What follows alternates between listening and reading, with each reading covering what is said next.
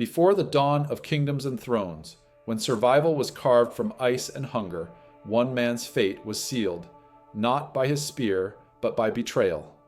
In a tribe starving under the weight of a bitter winter, whispers spread like fire in the dark. A hunter had stolen from the precious food stores. Caught between desperation and rage, the people turned on him.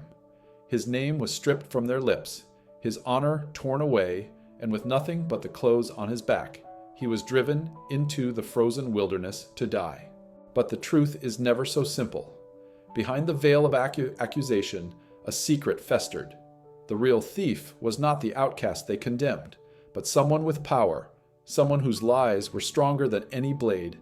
And while the hunter walked alone into exile, his silence carried more weight than their shouts of judgment. What no one expected was his return. Months later, through snow and shadow, he came back, not broken, not defeated, but hardened by the wilderness, carrying a truth sharp enough to shatter the fragile bonds of loyalty that held the tribe together. His exile had been their choice. His vengeance would be theirs to endure. This is not a story of survival alone. This is a story of betrayal, of secrets buried beneath the frost, and of the price a tribe must pay when lies become law. It was the season when the river froze solid, when game vanished into caves, and when the very air seemed to claw at the lungs. Fires burned low in the Dawn River tribe, their embers barely enough to warm the hollow faces of the starving. Children whimpered in the dark, mothers gnawed on bark to silence the ache in their bellies, and hunters returned with nothing but frost clinging to their lashes. In such times, survival demanded a culprit. One morning, the tribe gathered around the storage pit. Its walls, once lined with smoked meat and marrow-filled bones, now stood nearly bare. A murmur rippled through the circle of gaunt faces. Someone had taken what little remained. Eyes narrowed, voices sharpened, and the first name whispered was his. The hunter, who had walked farther than any other, who returned often with empty hands, who stood silent when others complained. They said he'd grown too desperate. They said he had stolen in the night. They said he had fed himself while the rest starved. The hunter did not beg. He did not shout. His silence, meant as dignity, only deepened their suspicion. The elders gathered, their faces carved from shadow and firelight. The chief's voice broke the air like a stone. "You are no longer of us. Leave and never return." The people surged forward. His furs were torn from his shoulders, his weapons cast aside. A boy spat at his feet. A woman turned her face away. The tribe that had once sung with him around the fire now stood as a wall of betrayal. With nothing but the bitter wind as companion, the hunter walked into the snow. His footprints stretched behind him like a trail of forgotten loyalty until the storm erased even that. Snow lashed across his face, stinging like fire. The wind howled through the barren ridges, a voice older than men, older than memory. He had no fire, no food, no spear, only the scraps of fur left on his back and the ache in his hollow stomach. Exile, they called it. In truth, it was a death sentence. For days, he wandered. His footprints carved fleeting paths across the ice, only to vanish as the storm erased him again and again. At night, he huddled in caves, shivering as frost clung to his breath. Hunger gnawed him from within, sharpening his bones, dimming his sight. He scavenged bark, gnawed frozen roots, and once fought a raven for scraps of carrion. The bird won, yet he did not die. Something deeper than hunger drove him. Rage, not against the storm, but against the faces of those who cast him out. He replayed them in his mind, the accusing eyes, the turned backs, the chief's sentence. His silence had been mistaken for guilt. His dignity, twisted into proof of betrayal. He was punished not for what he had done, but for what he refused to say. One night, as the aurora writhed above him in ghostly green fire, he swore to the sky. If the spirits would spare his life, he would return, not to beg, not to explain, but to reveal. For truth, sharper than any obsidian spear, could cut deeper than lies.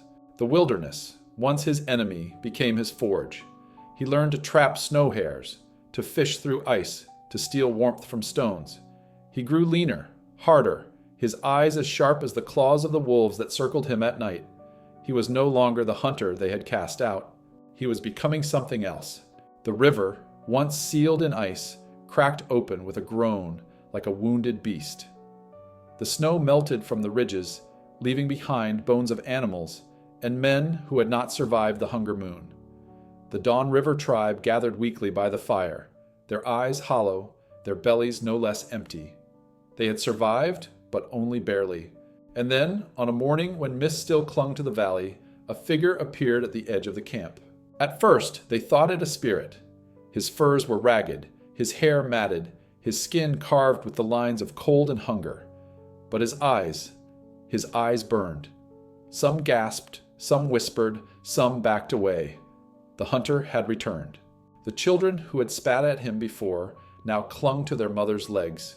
The men who had jeered tightened their grips on their spears. The elders who had cast the judgment looked upon him as though he had clawed his way back from death itself. He did not shout. He did not plead. He only walked into the circle, each step steady, each breath sharp as frost. The silence grew heavier than stone, and then he spoke. "You cast me out for stealing food." His voice cracked the still air. "But tell me, did you find your pit filled after I was gone? Did the hunger leave? Or did your bellies stay empty while another feasted in secret?" Gasps rippled. Faces turned. The truth, once buried, stirred like fire in dry grass. The hunter lifted a hand and pointed, not at the weak, not at the silent, but at the one who had whispered first, the chief's son. His eyes widened, the color draining from his face. The hunter's voice was low, but it carried like thunder. "It was never me." Spring crept into the valley like a hesitant guest. The hunger moon had passed, but its scars lingered in every hollow cheek, every rib pressing against thin skin, every whispered prayer that the earth would finally yield its bounty again. Snow retreated in patches, bearing dark earth and brittle grass. The river cracked open, ice breaking in slabs that drifted downstream like shattered teeth. The Dawn River tribe survived, if survival could be called this. They were fewer now. Graves marked the ridge, piles of stone stacked over the bodies of those who had not lasted through the frost. Fires smoked weakly, their fuel wet from melting snow. The people were alive, but broken. It was on such a morning, with mist curled low across the ground, that a figure appeared. At first, no one dared to speak. The children, gathering twigs for fire, froze where they stood. A woman gasped and dropped the bundle in her arms. Hunters, returning empty-handed from the woods, stopped in their tracks. Through the haze, a man approached the camp. His pace was steady, but his body carried the marks of suffering. Shoulders hunched beneath ragged furs, legs scarred from brambles and frostbite, skin darkened and cracked from the cold. One by one, heads turned. "It cannot be," someone whispered, but it was. The hunter they had cast out. He had returned. The circle of huts seemed to shrink around him. Old memories stirred, memories of the night they had torn his furs from his back, the way he had walked into the storm without a word, the bitterness of hunger and blame that had sharpened every tongue. They'd left him for dead. The wilderness was meant to claim him. Yet here he was. The elders gathered, their voices hushed, their eyes narrowing as though they were staring at a ghost. Mothers pulled their children close, the little ones hiding their faces in fur cloaks.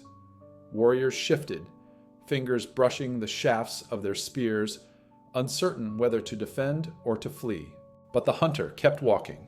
Step by step, he entered the heart of the camp. His eyes did not wander, his body did not falter. He carried nothing, no spear, no pack, no trophies of survival. Yet something in his presence was heavier than stone, sharper than any blade. He stopped at the great fire, its smoke twisting into the pale morning air. Silence wrapped the tribe like a second skin. Only the crackle of wet wood broke it. For a long moment, no one dared speak. Then the hunter raised his head. His eyes, once warm as the river in summer, now burned with a cold light honed by exile.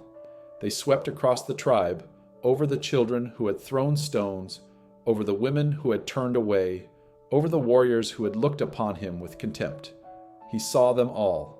He remembered them all. Finally, his gaze fixed on the elders. You cast me out? The words were not shouted, but they cut deeper than a scream. You said I stole from you. You said I fed myself while the tribe starved. You tore my name from me and sent me to die in the snow. A ripple passed through the crowd. Some shifted uncomfortably, others bowed their heads. A few whispered excuses as if speaking to themselves.